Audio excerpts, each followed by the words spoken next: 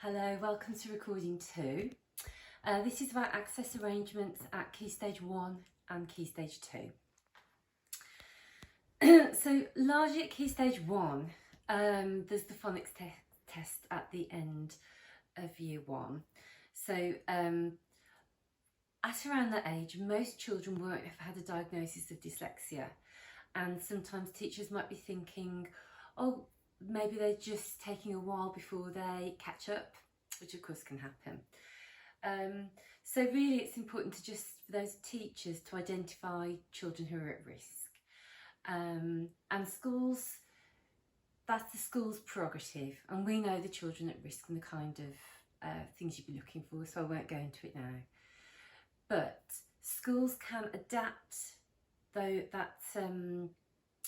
phonics test a little bit for pupils. So they can change font size. I've got a list on your slides. They can use coloured overlays. They can use rest breaks or just rephrase instructions to ensure the child understands what they're being asked to do. The basis of using any of those is this the normal way we work with this child? And so they don't have to notify anyone or apply for anything, but that can be ways that the phonics test is adapted. Now, some children are exempt from having the phonics test at all at Year 1.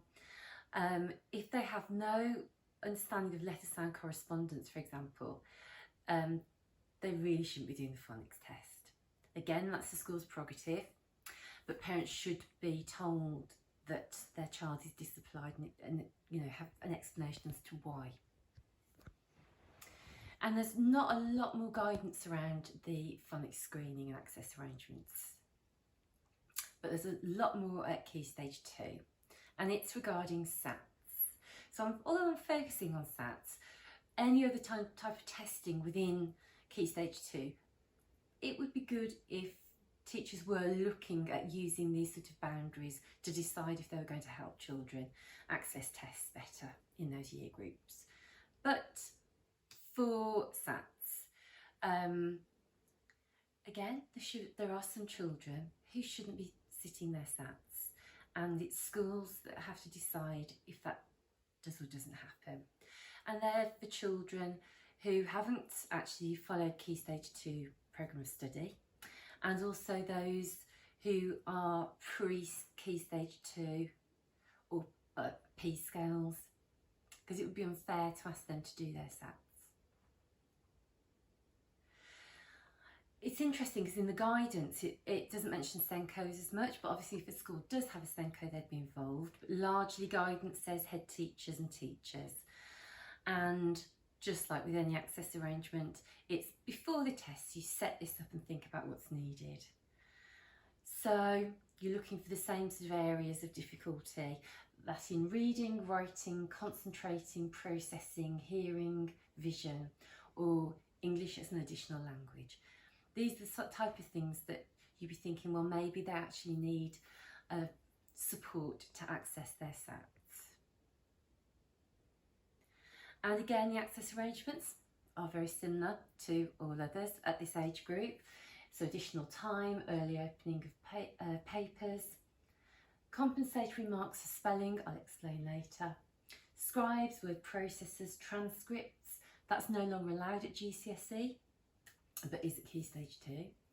Written or oral translations, readers, prompts, rest breaks, physical apparatus in maths test, highlighter pens administering the tests at a different location, and obviously changing arrangements if a child is ill or injured at the time of the tests.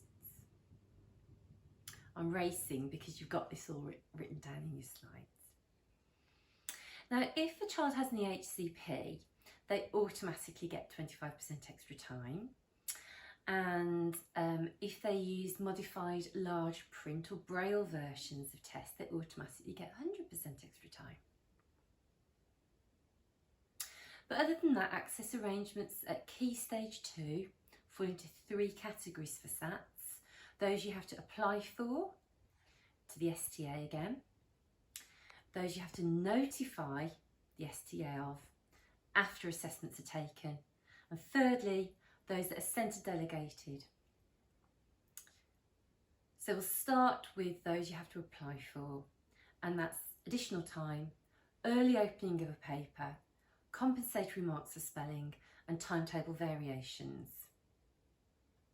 So additional time, it's just the same premise as those access arrangements for GCSE. It's so that those pupils can demonstrate their knowledge and understanding, and that's why you're giving additional time. If a child is having an enlarged print version of the test, they can have extra time, and if they're awaiting confirmation of an EHCP, they could have extra time. You have to think though, at the age of primary age children, is extra time really good? Is it going to help? Is it going to support them? Because many children really can't concentrate for that long anyway. So you might actually want to consider using little rest breaks for the child instead. And it is the STA again that awards additional time. So what evidence does the school need? Well, I've popped in here a slide, but in a moment I'm going to give you the source from where this slide is from. But it's basically not so much about results, although results would be useful from standardised assessments, but largely around the pupil's normal way of working. So can they respond to instructions? Are there any hearing or visual impairments? Can they focus? Their difficulty with writing? Can they read age appropriate text at the appropriate speed for their age? And are there any difficulty processing information? So that type of thing the school and teachers would be looking into regarding additional time and gathering written evidence for it if they felt it was appropriate. So you can see it's far less stringent than GCSE. What about early opening of papers? Well, if the teacher was to open those papers an hour before, they don't need to apply for anything. And in that hour, they've got time to photocopy, test papers on coloured paper, enhance diagrams, enlarge text, or make preparations for a translation. But if you need more than an hour, then that has to be applied for. And again, in this slide, I've given some examples of why you might need more than an hour beforehand, before a test, to open those papers. And it's largely around adapting the test material. Compensatory marks for spelling is applied for, and of course we haven't come across this before, but it's for those children who've got profound hearing impairments, so they wouldn't be able to hear the spelling tests or certain parts of English grammar punctuation test. So the marks can be worked out, so they've got raw scores for other areas, and they're not marked down at all for spelling in those particular tests it pertains to. Everything else is marked, and they'll sort of grade it so that the dip from the spelling results isn't shown in their overall results. So that's what a school needs to apply for. Now they need to notify the STA through Primary Access Gateway if a child has used a scribe, there's been a transcript of the child's work, or a word processor or another technical or electronic aid has been used. But this is actually after the tests have been taken that they would notify the STA. Scribes can be used for those children where they have difficulty writing and they can't use a word processor, or they're known to experience a lot of fatigue from their writing. Transcripts. This is where a teacher that can read a child's writing copies down what the child has said at the end of the test before the child leaves the room. And schools can do this. But if the person marking can read the pupil's writing, they can just mark the original work. So again, this is something that the school would notify the STA of after the assessment. The third area of assessment arrangements at Key Stage 2 is school delegated access arrangements. Again, they need to reflect the normal way of working. So the school could delegate written or oral translations, a reader, a prompter, rest breaks, access to objects in maths tests, highlighter pens, or having the child in a different location, like a different room, or having to work from home to do their SATs. And again, this would be gathered in information that's kept at the school in case there was an inspection. So there's evidence to suggest why the child's had that access arrangement, but they don't need to apply for them and they don't need to notify the STA. So a school could be visited by the local authority and largely they would want to see any evidence that schools have gathered that prove the access arrangement they've used. And the most important part with all of this comes down to the normal classroom practice, normal way of working. But they'll be looking at notes recorded in teaching plans, individual pupil support plans like IEPs, and pupil classwork.